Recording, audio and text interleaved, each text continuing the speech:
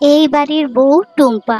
টুম্পা ছিল কুঁড়ে প্রকৃতির ও অলস ধরনের একজন মহিলা। কোনো কাজ করত না। তার বর ও ননদকে দিয়ে সব করিয়ে নিত। সারাদিন শুধু শুয়ে শুয়ে ফরমাশ করে যেত। সে একদিকে যেমন অলস ছিল, অন্যদিকে ছিল ভারী হিংসুটে। আসলে তার ভাবনায় এটাই ছিল যে সে যদি সংসারে কোনো কাজ করে, সেটা করবে শুধু তার নিজের জন্যই। তার বর ও ননদের জন্য কোনো কাজ করে লাভ নেই। সেই মতোই সে নানান দিন নানা বাহানা করে বেড়াতো।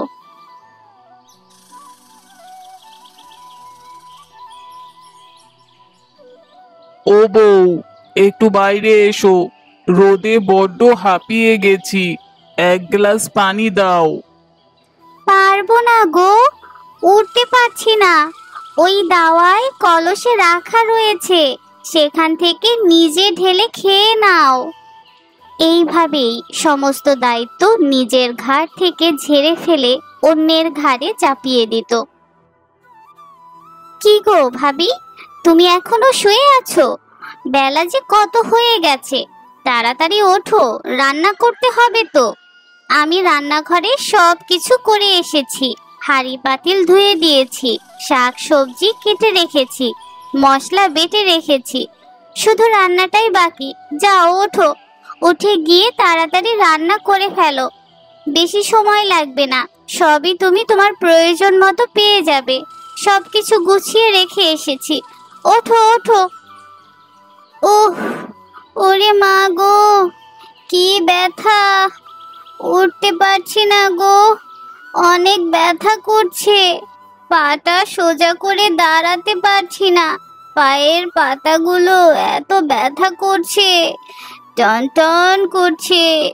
উফ, কোমরেও খুব ব্যথা, উঠে বসতে পারছি না। তুমি ভাই রান্নাটা একটু করে নাও না। সে কি, কাল তো বললে মাথা ব্যথা, আবার আজকে বলছো পায়ে ব্যথা, কোমরেও ব্যথা। তোমার শরীরটা এখন প্রায় খারাপ থাকে। ধুর, আচ্ছা ঠিক আছে, কি আর করার, তাহলে আমি রান্না করি। তবে আমি কিন্তু বেশি রান্না করতে পারবো না। আজকে সারাদিন অনেক কাজ করেছি, আমার শরীরটাও আর চলছে না। তাছাড়া কাঁথা সেলাইয়ের কাজ এখনো বাকি আছে। আজকে সারা রাত বসে কাঁথাটা সেলাই করে শেষ করতে হবে। কাল আবার ডেলিভারি করতে যেতে হবে। তাহলে আজকে শুধু ডাল ভাত আর আলু সেদ্ধ করছি, সেটাই খেয়ে নাও। ধ্যাত তোর ইচ্ছাই, প্রতিদিন ডাল আলু সেদ্ধ ভাত, ডাল আলু সেদ্ধ ভাত। ভাল লাগে না, মুখে একেবারে চড়া পড়ে গেছে। যাই হোক, আমার তো কোনো কাজই করা লাগছে না। বিনা কাজে শুয়ে বসে এই যে খেতে পারছি, এটাই ঢের ভালো। ও ভাবি, রান্না তো হয়ে গেছে, বাসনগুলো মাজা বাকি আছে। এটা কি তুমি করতে পারবে? তোমার এখন শরীরটা কেমন আছে? এখনো তো কোমরটা কেমন টন টন করছে। করলেই করতে পারি উঠে। তুমি সকাল থেকে হাড় ভাঙা পরিশ্রম করছো, আবার এই সংসারের কাজ শেষে সেলাই করতে বসবে। কিন্তু কি বলো তো, আমি যদি এখন উঠে বাসন মাজতে যাই, তাহলে কোমরটা টন টন করার বদলে বন বন করে ঘুরে পড়ে যাব। সেই জন্য বলছি, তুমি যদি একটু সামলে নিতে। আমি যদি সুস্থ থাকতাম, তাহলে তোমাকে ভাবতে হতো না, আমি উঠে সব করে দিতাম। কিন্তু শরীরটাই তো আমার সাথ দিচ্ছে না। সেই জন্য আর কি যে বলি কষ্টের কথা। এভাবে শুয়ে শুয়ে থাকতে কার ভালো লাগে, তুমি বলো? এরকম খাটে শুয়ে থাকা যে কত কষ্টের। আমার ভাগ্যটা কেন এমন হলো? আচ্ছা আচ্ছা ঠিক আছে, এত কান্নাকাটি করতে হবে না, আমি সব করে দিচ্ছি। আর এখনো সারা রাত পড়ে আছে, ঠিক সামলে নিতে পারবো। এরপর যখন টুম্পার ননদ বাসনগুলো নিয়ে পুকুর পাড়ে মাজতে গেল, কিরে, তোর ননদকে তো দেখলাম এক গাদা বাসন নিয়ে পুকুরে মাছতে গেল। তা তুই আজকে অন্তত রান্নাটা করেছিস তো? আরে না রে না, তুই আমার বুদ্ধি জানিস না? এই টুম্পাকে কি তুই আজকে চিনিস? ওই রাবণ গোষ্ঠীর জন্য আমি আমার হাত পুড়িয়ে রান্না করব? আমাকে কি পাগল কুকুরে কামড়েছে? কাল দিলি মাথা ব্যথার অজুহাত, আজ আবার কিসের অজুহাত দিলি? আজকে ছিল আমার পা ও কোমরের ব্যথা। এভাবে আর কতদিন চলবে? দুদিন না হয় পর পর হলো, তারপর দিন হবে পেটে ব্যথা। তুই এত চিন্তা করিস না, আমি ঠিক একটা ব্যবস্থা করে ফেলবো। আমার ওই বলদ বর আর হাদিরাম ননদ, ওদেরকে ঘোল খাওয়ানো আমার জন্য ডাল ভাত। আমার বুদ্ধির সাথে ওরা পেরেই উঠবে না।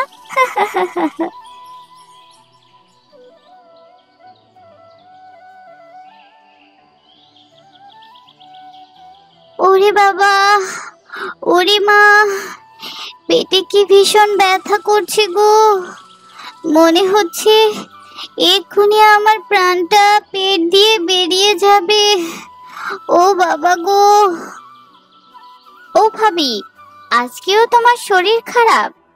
কিন্তু আজ তো আমি রান্না বান্না কিছু করতে পারবো না। আমাকে শহরে ধানের বীজ আনতে যেতে হবে। দাদা সেই ধানের বীজ নিয়ে কাল খেতে যাবে, আমাকে বলে গেছে। আমি কিছু করতে পারবো না বাপু, আমার পেটে প্রচন্ড ব্যথা। ওরে বাবারে, আমি একটু সোজা হয়ে শুতেও পারছি না, এত কষ্ট হচ্ছে।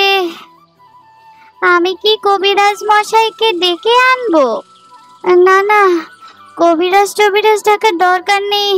তোমার শহরে যাওয়ার আছে, তুমি বরং এক কাজ করো, একটু আলু সেদ্ধ আর ভাত করে রাখো, তোমার দাদা এসে যাতে খেতে পারে। জানোই তো উনি আবার খিদে সহ্য করতে পারে না। সারাদিন রোদে বৃষ্টিতে ভিজে খেতে কাজ করে, একটু কষ্ট করে দিয়ে যাও না ভাই। আচ্ছা আচ্ছা, ঠিক আছে, আমি করে দিয়েই যাচ্ছি।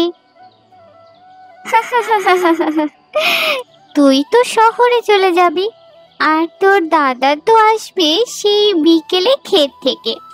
তুই যা না, তারপরে আমি মুরগি রান্না করব, কষা কষা করে মুরগি মাংস রান্না করে খাবো বাজার থেকে কিনে এনে। উফ, কিন্তু আমি যদি বাজারে যাই তাহলে যদি ধরা পড়ে যাই? না না না, বাজারে যাওয়া চলবে না। তার থেকে বরং আমার বান্ধবী চম্পাকে পাঠাবো। হ্যাঁ, ওকে দিয়েই বাজার থেকে মুরগি কিনে নিয়ে আসব, তারপর সেই মুরগি রান্না করে মজা করে খাবো। ও ভাবি, আমি রান্না করে দিয়েছি, আর রান্নাঘরের সবকিছু ঢাকা দিয়ে দিয়েছি। তোমার শরীরটা ভালো হয়ে গেলে তুমি উঠে খেয়ে নিও। ও, যে হারে পেটে ব্যথা করছে, মনে হচ্ছে না আজ উঠে খেতে পারবো। তোমার দাদা এসে খেয়ে যাবে খন। তুমি যাও, বেলাও তো অনেক হয়ে গেল, আমার জন্যে অনেকটা দেরি হয়ে গেল তোমার। এখনই যদি বেরিয়ে পড়তে না পারো তাহলে রাতের মধ্যে শহর থেকে ফিরতে পারবে না। যাও যাও, তুমি যাও।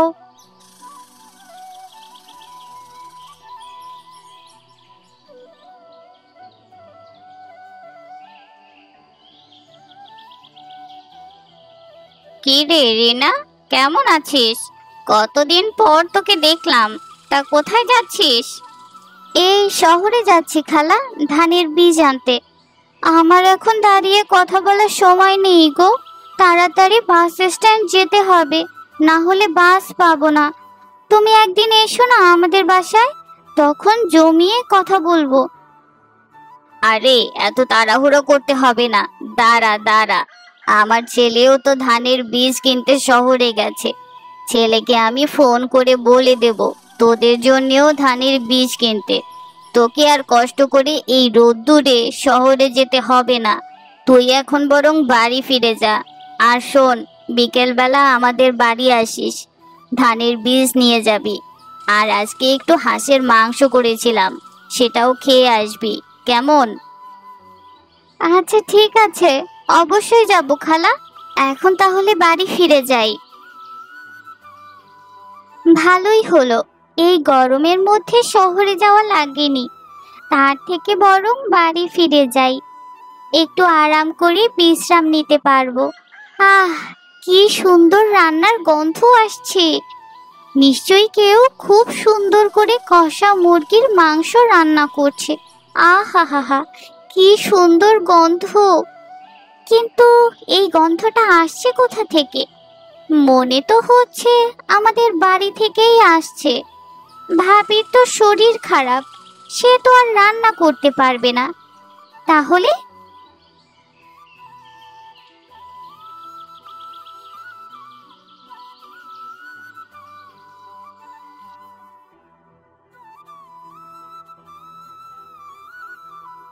এ কি, ভাবি রান্না করছে?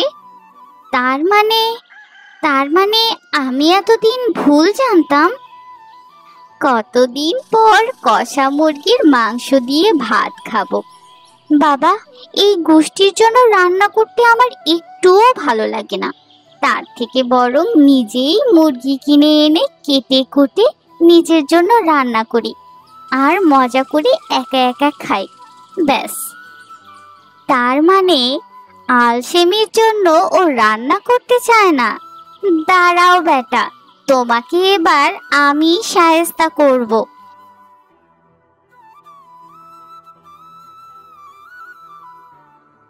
কি গো, তুমি এখানে এরকম বসে আছো যে, রান্না করবে না? না গো, আজকে আমার রান্না করতে ইচ্ছে করছে না। আমি তো ওই বাড়ির সোকেলা খালার বাসা থেকে খেয়ে এসেছি। খালা ফোন করে তার ছেলেকে ধানের বীজ আনতে বলেছিল। ওই বাড়িতে গিয়ে সেই বীজ নিয়ে আনতে গিয়েছিলাম। তখন খালা আমাকে হাঁসের মাংস দিয়ে ভাত খাইয়ে দিয়েছে।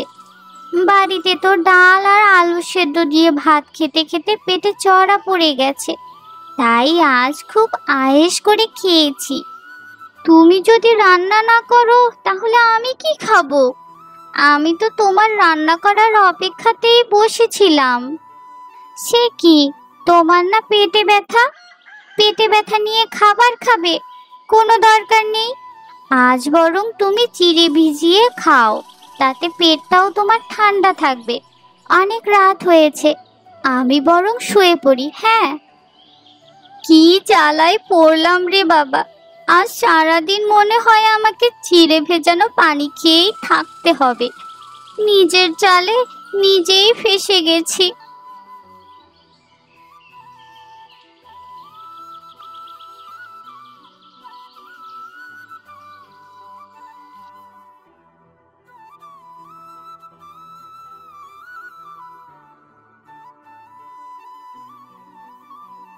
ও ভাবি, এই নাও, এই চিরতার পানিটা একটু খেয়ে নাও, এতে তোমার শরীরটা সুস্থ থাকবে।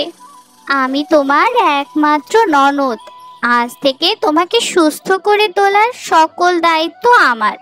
রোজ রোজ তোমার এই পেটে ব্যথা, মাথা ব্যথা, পা ব্যথা, কোমর ব্যথা শুনতে শুনতে আমারই মাথা ব্যথা শুরু হয়ে গেছে।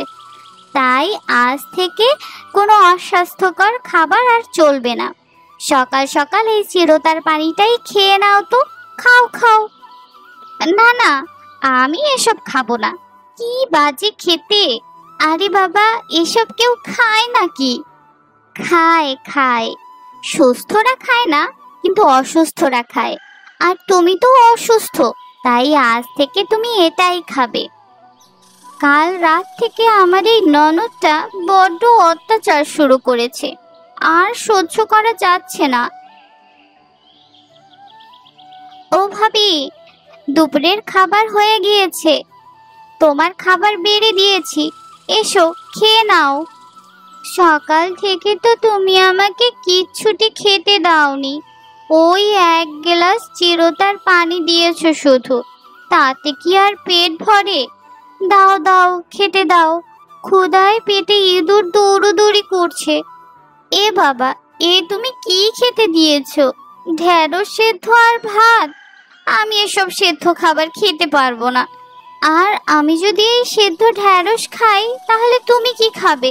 তোমার খাবার কোথায়? আমাকে নিয়ে চিন্তা করো না। ওই পাড়ার চাচির ছেলের বউ ভাত আজকে, আমাকে সেখানে নেমন্তন্ন করেছে। আমি সেখান থেকেই খেয়ে আসব। অবশ্য তোমার কথাও বলেছিল, কিন্তু আমি বলেছি তোমার খুব শরীর খারাপ, বাহিরের খাবার একদম খাওয়া উচিত নয়। তাছাড়া তুমি তো অসুস্থ, তুমি কি করে সেখানে যাবে? তাই আমি না করে দিয়েছি। আর তাই তোমার কথা ভেবে পুষ্টিকর ঢেঁড়স সেদ্ধ আর ভাত করে দিয়েছি। নাও, খেয়ে নাও গো। আমি চললাম বউ ভাত নিমন্ত্রণে। হুম হুম, যা যা, যেখানে খুশি যা। তুই কি মনে করেছিস আমি এই ঢেঁড়স সেদ্ধ আর ভাত খাবো? কখনোই না। এখন আমি নিজের জন্য জমিয়ে রান্না করব। কাল রাত থেকে আমার পেটে কিচ্ছুটি পড়েনি গো। পেটটা আমার কাঁপছে খিদেতে। দেখি রান্নাঘরে কি আছে। এ কি? এ বাবা, আলু পেঁয়াজ কিচ্ছু নেই, সব শেষ। এখন আমি কি খাবো? মনে হচ্ছে ওই ঢেঁড়স সেদ্ধ আর ভাতই আমার এখন গিলতে হবে। কপাল আমার কি খারাপ। আজকে বউ ভাতে কত মজার মজার খাবার হয়েছে ভাবি, তোমাকে কি বলি। ইয়া বড় বড় মাছ, গোশত, রোস্ট, পোলাও, বিরিয়ানি, মিষ্টি, ফিন্নি। আজকে খুব আয়েশ করে খেয়েছি। কিছু খাবার বেঁচে গিয়েছিল, সেগুলো আবার আমি এই টিফিন বাক্সে করে নিয়ে এসেছি। পরে আবার ক্ষুধা লাগলে খেয়ে নেব। আর তুমি তো রাত্রেবেলা কিছু খাবে না, তোমার তো আবার পেটের সমস্যা হয়। তাই তুমি চিড়ে ভিজিয়ে খেয়ে ঘুমিয়ে পড়ো, পেট ঠান্ডা থাকবে। সারাদিন আমার পেটে কিচ্ছুটি পড়েনি, আর উনি এখন ভালো মন্দ এনে রান্নাঘরে রেখে যাবে পরদিন সকালবেলা খাওয়ার জন্য। খাওয়াচ্ছি আমি, এই খাবার আর তোমার পেটে জুটবে না।